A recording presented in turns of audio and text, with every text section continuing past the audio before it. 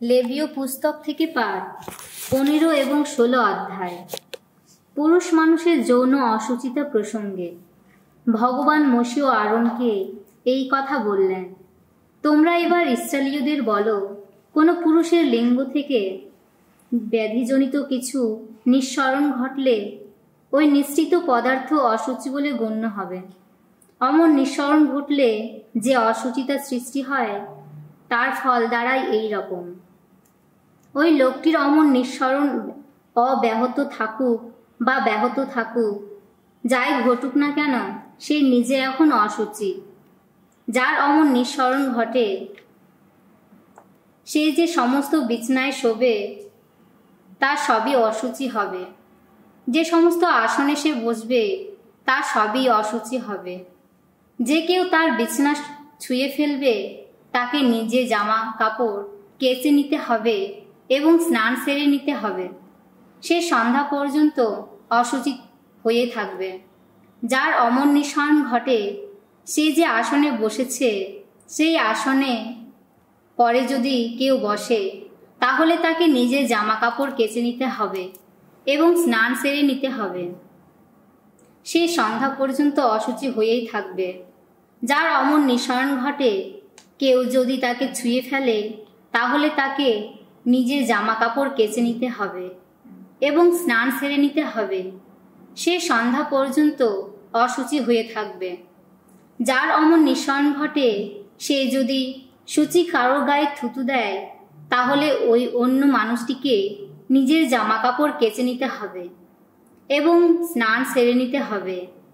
সে সন্ধ্যা পর্যন্ত অসুচি হয়ে থাকবে।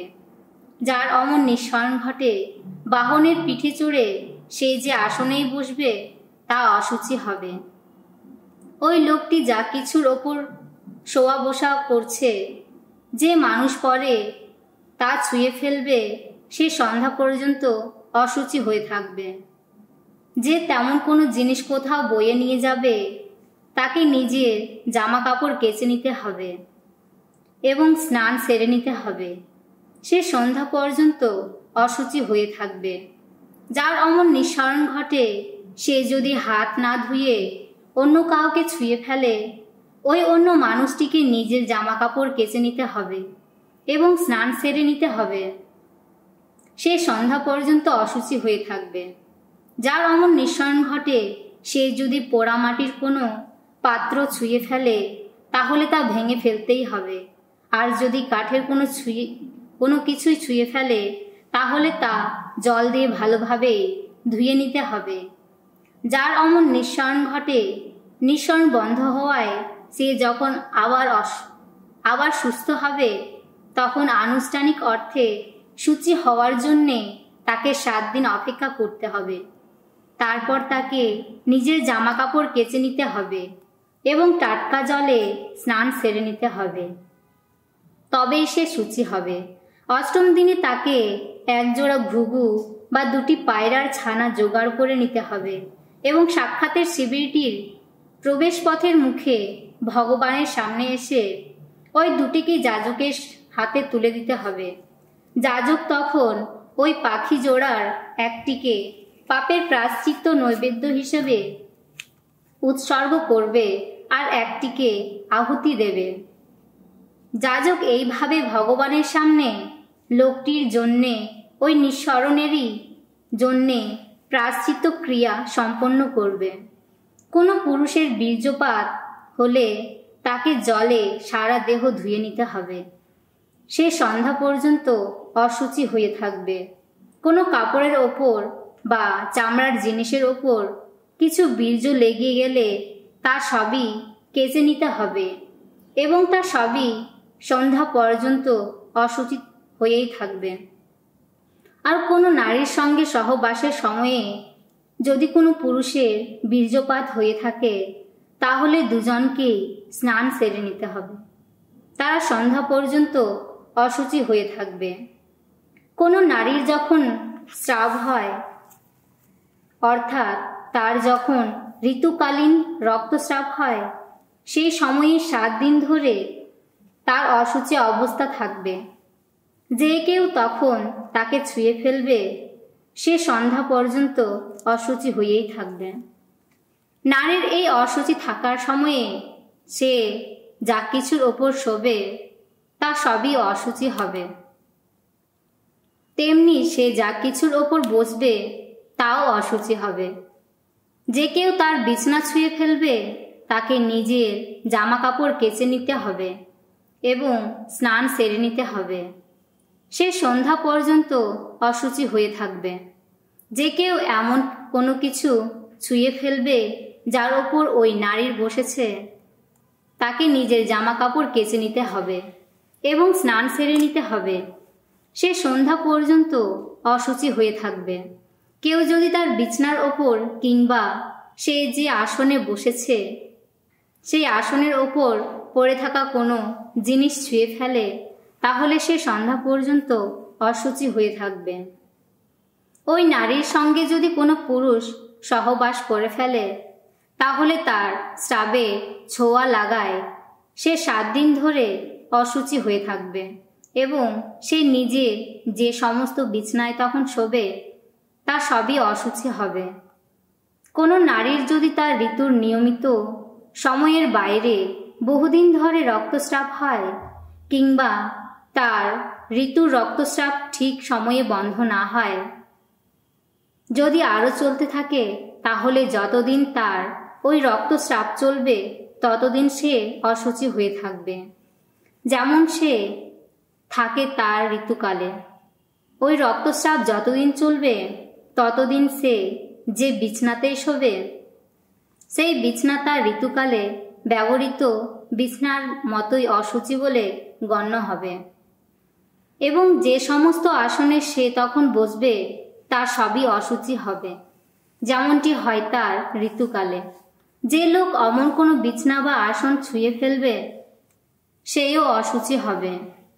তাকে নিজের জামা কাপড় কেচে নিতে হবে এবং স্নান ছেড়ে নিতে হবে।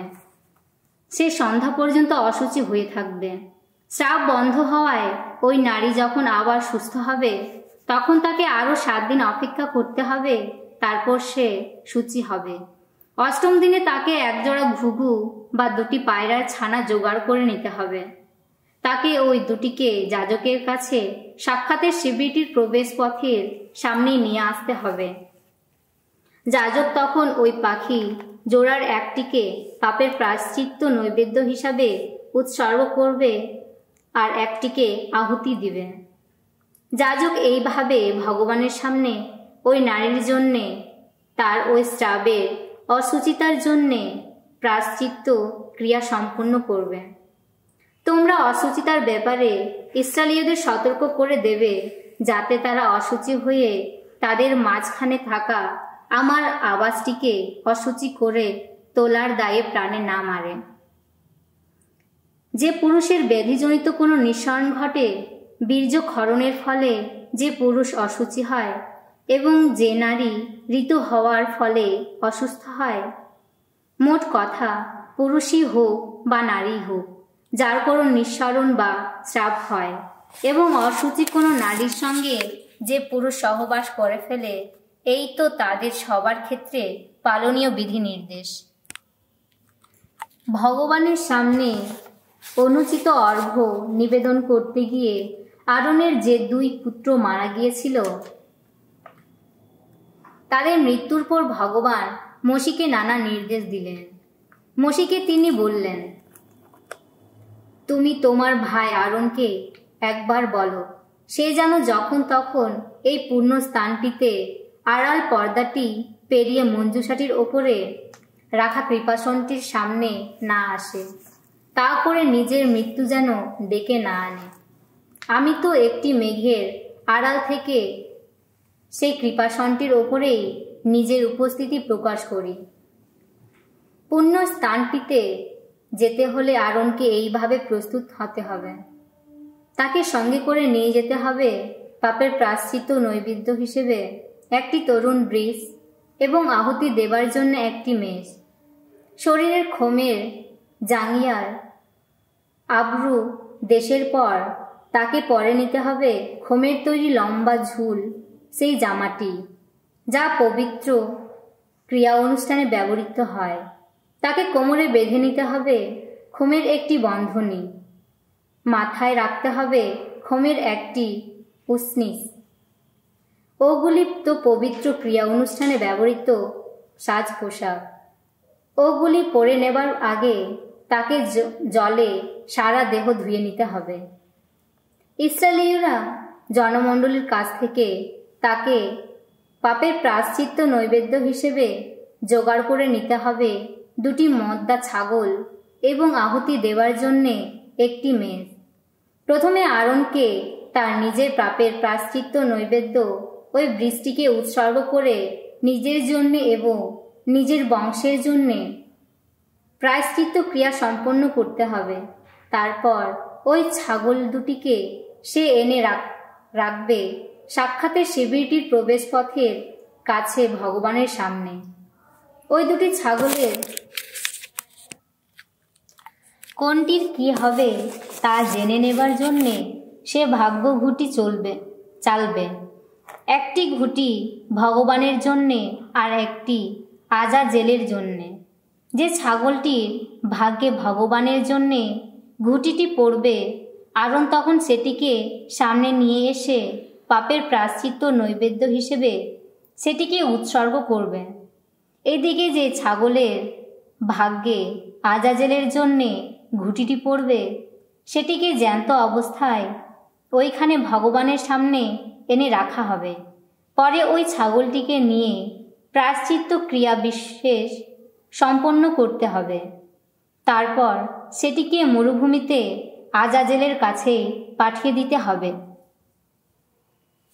প্রথমে আরনকে তো তার নিজের পাপের প্রায়শ্চিত্তের নৈবেদ্য ওই বৃষ্টিকে উৎসর্গ করে নিজের জন্যে এবং নিজের বংশের জন্যে প্রায়শ্চিত্ত ক্রিয়া সম্পন্ন করতে হবে। সে তখন নিজের পাপের প্রায়শ্চিত্ত নৈবেদ্য ওই বৃষ্টিকে জবাই করবে। তারপর ভগবানের সামনে যে যজ্ঞবেদী রয়েছে, সে তার ওপর থেকে তুলে নেওয়া জ্বলন্ত অঙ্গার দিয়ে একটি অঙ্গার ধানি ভরে নেবে, আর সেই সঙ্গে তুলে নেবে 2 মুঠো সুগন্ধি ধুনো। ও সব নিয়ে যাবে আড়াল পর্দাটির পেছনে। সে এবার ভগবানের সামনে ওই ধুনো আগুনের ওপর ফেলে দেবে, যাতে মহাসাক্ষ্য লিপিটির ওপরে রাখা কৃপাসনটি ধুনোর ঘন ধোঁয়ায় ঢেকে যায়। এতে তার আর প্রাণে মরার ভয় থাকবে না। তারপর বৃষ্টির খানিকটা রক্ত নিয়ে এসে সে আঙ্গুল দিয়ে তা ছিটিয়ে দেবে কৃপাসনটির পূব দিকের প্রান্তে। আবার আঙুল দিয়ে সে 7 বার ওই রক্তের খানিকটা ছিটিয়ে দেবে কৃপাসনটির সামনের দিকে। তারপর সে লোকদের পাপের প্রায়শ্চিত্তের নৈবেদ্য ওই ছাগলটিকে জবাই করবে এবং তার খানিকটা রক্ত আড়াল পর্দাটির পেছনে সঙ্গে নিয়ে গিয়ে আগে সে বৃষ্টির রক্ত দিয়ে যা করেছে, এবার ছাগলটির রক্ত দিয়ে ঠিক তাই করবে। সে খানিকটা রক্ত ছিটিয়ে দেবে কৃপাসনটির ওপর এবং কৃপাসনটির সামনের দিকে। আরন এইভাবে ইসরায়েলীয়দের নানা অসুচিতার জন্যে ও নানা অন্যায় অধর্মের জন্যে তাদের যাবতীয় পাপের জন্যে পুণ্যস্থানটির পরিমার্জন ক্রিয়া সম্পন্ন করবে। তারপর ওই যে সাক্ষাতের শিবিরটি তাদের মাঝখানে, তাদের ওই এত অসুচিতার মাঝখানে রয়েছে, আরন সেই শিবিরটির জন্যেও একই ক্রিয়াকর্ম সম্পন্ন করবেন। সে যখন পুণ্যস্থানটিতে ওই প্রায়শ্চিত্ত ক্রিয়া সম্পন্ন করতে যাবে, তখন সাক্ষাতের শিবিরে অন্য কেউ যেন উপস্থিত না থাকে, যতক্ষণ না সে ওখান থেকে বাইরে বেরিয়ে আসে। সে সময়ে সে নিজের জন্যে ও নিজের বংশের জন্যে এবং সভায় উপস্থিত সমস্ত ইসরায়েলীয়দের জন্যে প্রায়শ্চিত্ত ক্রিয়া সম্পন্ন করবে। তারপর সে বাইরে বেরিয়ে এসে ভগবানের সামনে যে যজ্ঞবেদী রয়েছে সেটির কাছে গিয়ে সেটির পরিমার্জন ক্রিয়া সম্পন্ন করবে। এইভাবে সে তখন ওই বৃষ্টি ও ছাগলটির খানিকটা রক্ত নিয়ে বেদিটির 4টি শৃঙ্গে তা লাগিয়ে দেবে।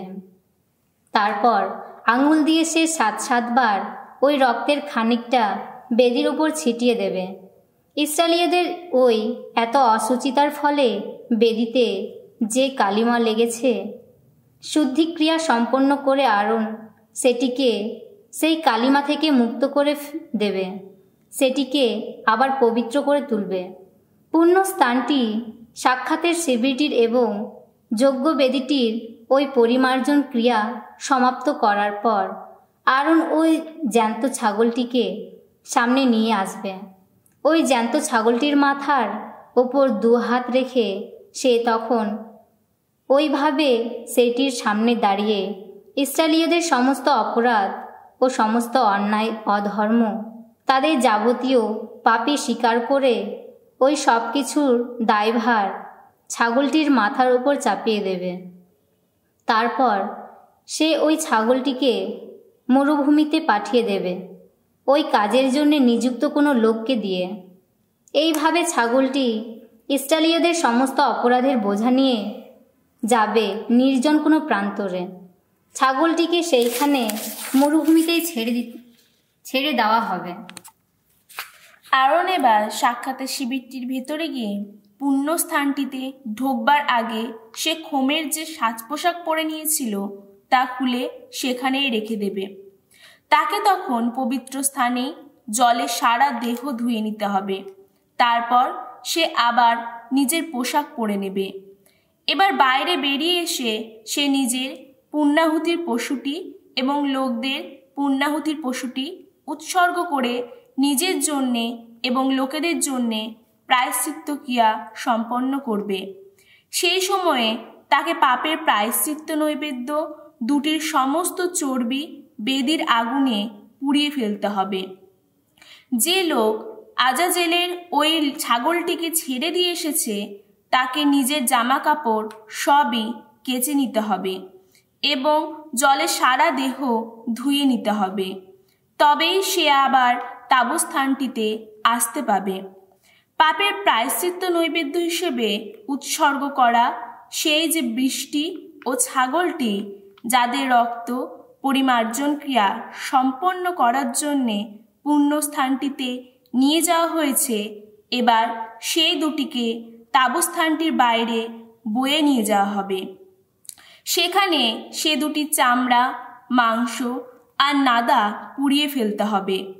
যে লোক ওই সব কিছু পুড়িয়ে ফেলবে তাকে নিজের জামা কাপড় সবই কেচে নিতে হবে এবং জলে সারা দেহ ধুয়ে নিতে হবে, তবেই সে আবার তাবুস্থানটিতে আসতে পাবে। তোমাদের বারবার এই বিধি পালন করতে হবে। বছরের 7ম মাসে সে মাসের 10ম দিনটিতে তোমাদের কৃচ্ছ সাধন করতে হবে। দেশের মানুষই বল কিংবা তোমাদের মধ্যে প্রবাসী বিদেশি মানুষই বল, তোমাদের কারো তখন কোনো কাজ করা চলবে না। সেদিন তো তোমাদের শুদ্ধ করে তোলার জন্যে তোমাদের জন্য প্রায়শ্চিত্ত ক্রিয়া সম্পন্ন করতে হবে। তোমরা তখন সমস্ত পাপের কালিমা থেকে মুক্ত হয়ে ভগবানের দৃষ্টিতে সূচিবদ্ধ হবে। সে দিনটি হবে তোমাদের পালনীয় বিশ্রামবারের দিন, পূর্ণ বিশ্রামবারেরই দিন।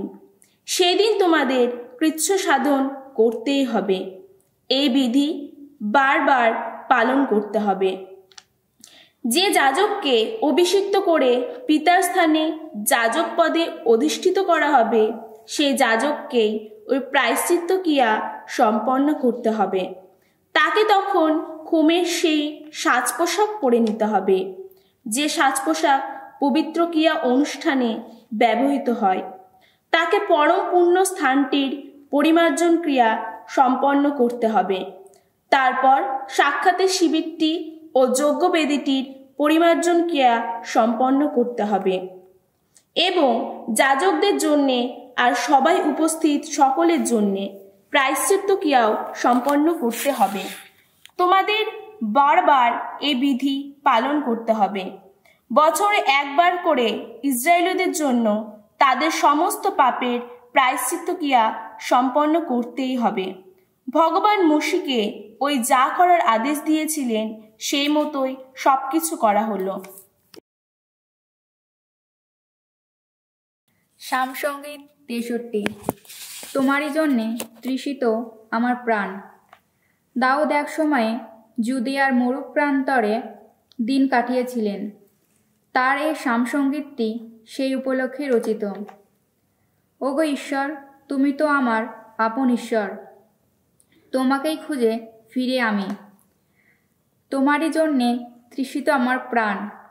আমার এই দেহ তোমারই জন্যে ব্যাকুল, যেন শুষ্ক তৃষাতুর জলহীন কোনো ভূমির মতো।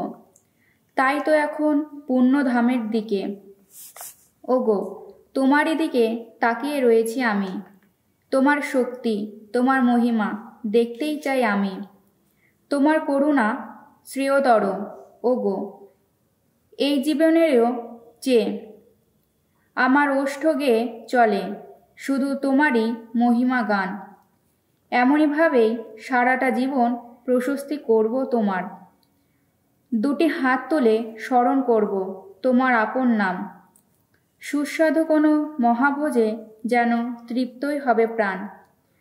উল্লাস ভরা কণ্ঠে তখন গেয়ে যাব আমি তোমারই কীর্তিগান। শয়নকালে তোমার কথা মনে এলে প্রহরে প্রহরে তোমার কথাই জপ করে যাব আমি। তুমি যে আমার রাত্রি দিনের সহায়, তোমার পক্ষ ছায়ায় আমি আনন্দে গান গাই। মন প্রাণ দিয়ে তোমায় আঁকড়ে থাকি, ডান হাতে তুমি তো ধরেই রাখো আমায়। আমার প্রাণটি নেবার জন্যে সদা উদ্যত যারা, পৃথিবীর অতল গভীরে তলিয়ে যাবে তারা। তাদের ঠেলে দেওয়া হবে শেষে তীক্ষ্ণ অসির মুখে, শৃগালদেরই খাদ্য হবে তারা। এদিকে ঈশ্বরের কথা ভেবে রাজা তো তখন আনন্দেই থাকবেন। যে সমস্ত মানুষ ঐশ্ব নামেরই দিব্যিদের শপথ করে থাকে, তারা সবাই গর্ব করবে সেদিন। যত মিথ্যাবাদীর মুখে কিন্তু স্তব্ধই করে দেওয়া যাবে। শিষ্য চরিত থেকে পাঠ, 4 অধ্যায় 23 থেকে 37 পদ। শিষ্যমণ্ডলীর শক্তি প্রার্থনা। ছাড়া পাওয়ার পর পিতর আর যোহন তাদের সঙ্গীদের কাছে ফিরে গেলেন। প্রধান যাজকেরা ও প্রবীণেরা তাদের যা কিছু বলেছেন তা সবই জানালেন। এসব কথা শুনে সকলেই তখন এক প্রাণ হয়ে পরমেশ্বরকে ডাকতে লাগলেন। তারা বলে উঠলেন, হে বিশ্বপ্রভু, তুমি আকাশ, পৃথিবী ও সমুদ্র এবং এই আকাশ, পৃথিবী ও সমুদ্রের মধ্যে যা কিছু রয়েছে সমস্তই সৃষ্টি করেছ। পবিত্র আত্মার দ্বারা তুমি আমাদের পিতৃপুরুষ তোমার সেবক দাউদের মুখ দিয়ে এই কথা বলেছিলে। বিজাতিদের মধ্যে কেন আজ এই ক্রুদ্ধ গর্জন? ভিনজাতির মানুষে মানুষে কেন এই আশার মন্ত্রণা? পৃথিবীর যত নৃপতিরা বীর্যতা সাজিয়ে দাঁড়িয়েছে আজ। শাসকেরা হয়েছে একজন প্রভুর বিরুদ্ধে, তার অভিষিক্ত জনের বিরুদ্ধে। সত্যিই তো এই নগরীতে হেরোদ ও পন্তীয় পিলাত বিজাতিদের ও ইসরায়েলের মানুষের সঙ্গে সেদিন একজোট হয়েছিলেন তুমি যাকে অভিষিক্ত করেছ, তোমার সেই পবিত্র সেবক যিশুর বিরুদ্ধে। এতে কিন্তু তুমি শক্তিমান বিধাতা স্বয়ং, তুমি যা কিছু ঘটবে বলে আগে থেকে স্থির করে রেখেছিলে, তারা তাই সম্পন্ন করেছিল। এখন প্রভু চেয়ে দেখো কেমন ভয় দেখাচ্ছেন ওরা। তোমার সেবকদের তুমি আজ শক্তি দাও, যাতে তারা সম্পূর্ণ নির্ভীকভাবে তোমার বাণী প্রচার করতে পারে। বাড়িয়ে দাও তোমার হাত, তোমার পবিত্র সেবক যিশুর নামে যেন ঘটাতে পারে নানা রোগ নিরাময়, নানা ঐশ্ব নিদর্শন ও অলৌকিক ঘটনা। তারা যে জায়গায় সমবেত ছিলেন, তাদের প্রার্থনার শেষে সেই জায়গাটি হঠাৎ কেঁপে উঠল। তারা সকলে পবিত্র আত্মার প্রেরণায় উদ্বুদ্ধ হয়ে উঠলেন। তারা নির্ভীকভাবে পরমেশ্বরের বাণী প্রচার করে চললেন। খ্রিস্ট বিশ্বাসী সমাজের সবাই ছিল এক মনপ্রাণ। তাদের কেউই নিজের কোনো সম্পত্তি বলে দাবি করতেন না। সবকিছুই ছিল সকলের সম্পত্তি। প্রেরিত দূতেরা মহাশক্তিতে উদ্দীপিত হয়ে প্রভু যিশুর পুনরুত্থানের বিষয়ে তাদের সাক্ষ্যবাণী প্রচার করতেন। তারা সবাই ছিলেন ঈশ্বরের পরম আশীষ ধন্য মানুষ। ধর্মভাইদের মধ্যে কেউই অভাবে দিন কাটাতেন না, কারণ তাদের মধ্যে জমির কিংবা বাড়ির যারা মালিক ছিল তারা তা বিক্রি করে দিত। বিক্রি করে যে টাকাটা পেত তা নিয়ে এসে তারা প্রেরিত দূতদের পায়ের কাছে রেখে দিত, আর সেই টাকাটা প্রত্যেকের প্রয়োজন অনুসারে ভাগ করে দেওয়া হতো।